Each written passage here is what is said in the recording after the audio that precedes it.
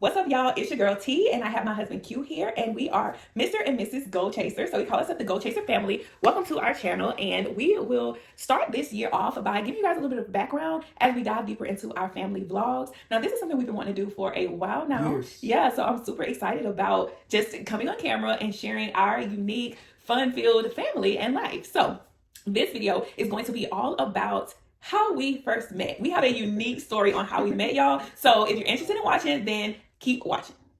And a sinner, but I'm a saint, 'cause I'm a winner when I'm covered in grace. Winter, spring, and fall, it's on you I call. You get me through it all. The only one who knows how many times All right, so how we met. All right, so I don't even know where to start. We don't want to make this a long, drawn-out video. We want to get straight to it, but I think it's important for us to share, just because I feel like the dating era now is a lot different Not like it was than what 12 years ago. Yeah, 12 years ago when we met. It's totally different, but there's still hope and there's still, opportunities for you to meet someone. But anyway, so our story is we actually met in A club. a club. We didn't meet in a club. You see me? I saw her in. I thought you was gonna say South Korea. Like No, it that's was what in Korea. No, it was it in was Korea, South Korea. I was in the first. army, and she was a teacher over there. Mhm. And to keep a long story short, basically, I saw her in this club on base. It was an on-base club at a hotel, the Dragon Hill Lodge, for y'all who know. I saw her in the club with. Long story short, I saw her with someone who I knew. I didn't know her. I never seen her before. So when I saw her, I was like, "Damn, she all right. She all right. I need to find out who that is." And basically, her cousin was in my unit, and I asked him, "Hey, who was the girl in the pink dress that I saw with this other lady, Bella?" Who It was a blue dress. Blue. Yeah, it was blue. So she was with a female who I knew. We had a mutual friend. So I asked a mutual friend about her, and he said, "Yo, that's my cousin." And I said, "What?" So I knew her cousin, and her cousin kind of told me about her a little bit. And then he said, "Hey, she'll be up here the next weekend at my birthday party." This was her cousin's birthday party. And he created this big group chat. It was like 50 people in the group chat with Kakao Talk. If y'all who know, if you know, you know. Yeah. And it was like this big group chat app in Korea. Yeah. And when I saw her name pop up, I clicked the picture like super fast. He was checking. I said, wait a minute. And I had no clue about him or any of this. Yeah, so I clicked her picture and I was like, "Yep, that's her." And anyway, so fast forward, a week later was a birthday party. Yeah, and birthday party. We met there and we kind of chit chatted for a little bit, and then Not much. No, Yeah, not it much. really wasn't the time or place. It was like a big group of people. Yeah. We kind of like I introduced myself to her, or whatever, and then she went back to her town. So she lived like it was like a 5-hour car drive from where I was stationed at to where she lived, but it was like a 2-hour ride on the KTX bullet train. Yes. And the bullet train, if y'all don't know, the bullet train goes like 200 miles an hour, so like it's literally a 2-hour train ride. Yep. And she went back to her town. I stayed up in Seoul, Korea. She lived in Gyeongju. Yeah, Gyeongju. And so through that week, after I finally met her, we was like started texting and chatting and on the phone all night long. Yeah. And you want to tell the rest?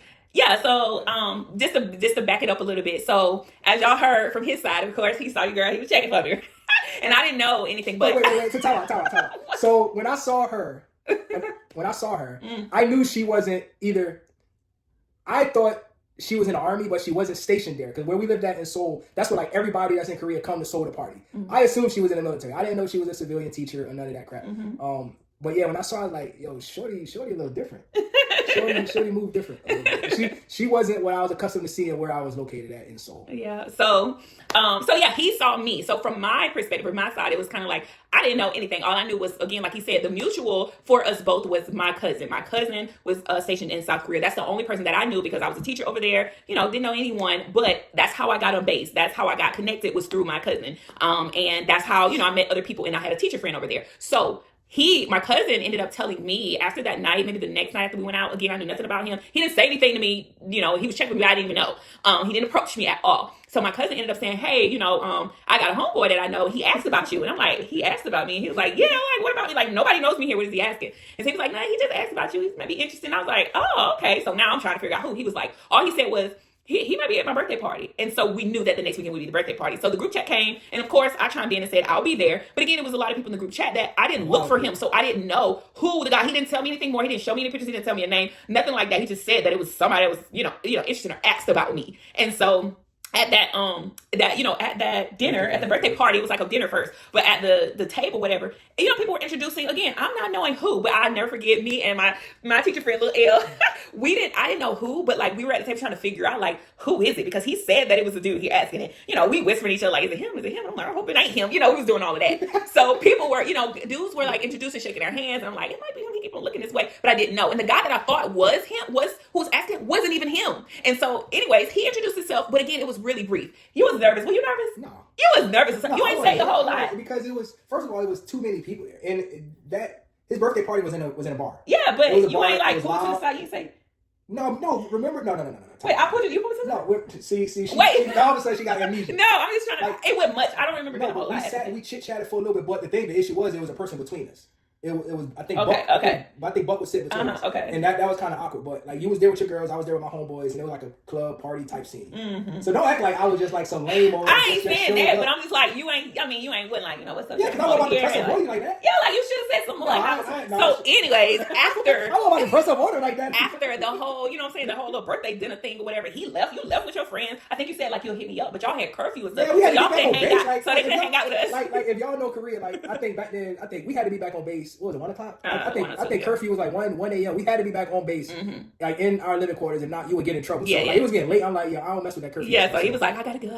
I'll text y'all. I'll let you know. They were trying to go out. And me and my little teacher friends and stuff, we like, what you about to do next? I'm thinking about to hook up with him more, since we didn't get a lot in at the thing. Yeah, hook up back on base. But he wasn't even like, he wasn't with that. So anyway, but that was okay. And so, we still text the next day, but I'm still like, dang, like, okay, like I've seen him. I got like a couple of words from him, so I, knew that. But from there, he didn't even have to ask for my number because again, he had it through the group. Yeah, through the group chat. So at that point, he side messaged me in the group chat, and it was like, oh, what's up? It was cute. It was nice to meet you, like that. And then we just proceeded from there throughout like the entire week. Like we chatted a lot, we talked a lot. And I want to say this because we are gonna make a part 2. This is just more so how we met, but we're gonna make a part 2 of like our first date stuff. But I just want to say, like, you got to keep in mind that back then there was social media, but it wasn't like what it is today. Like I didn't ask for his Instagram or his TikTok or none of that. It wasn't on TikTok, was it? It wasn't even a TikTok. It was Facebook. It was and Instagram. Yeah, Facebook and Instagram. And I didn't ask for that. He didn't ask me for mine. Like we didn't have any background information to like, oh, let me scroll their pictures and like how today is. It's just so different. And so I feel like,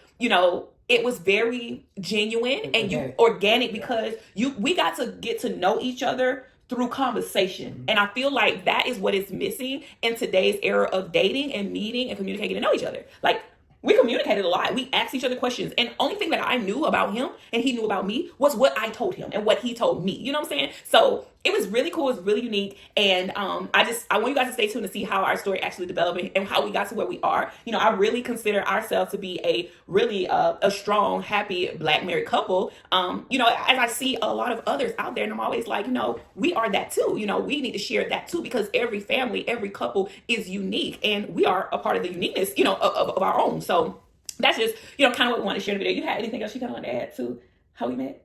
No, we'll talk about that in part 2. We'll talk about part 2. Yeah. It's going to get real good, okay? But like I said, we don't want to make this super long. We just wanted to kind of put that out there. Some of you may be familiar with me, may be familiar with him. And I think this is just going to help you guys to understand and connect with us even more as we build our community. So we're super excited. You guys stay tuned for part 2. Part 2, we're going to be sharing with y'all our first date.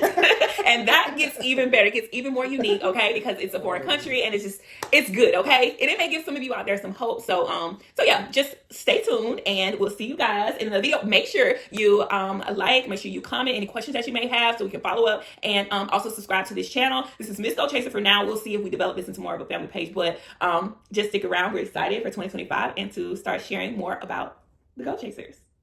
Bye, y'all.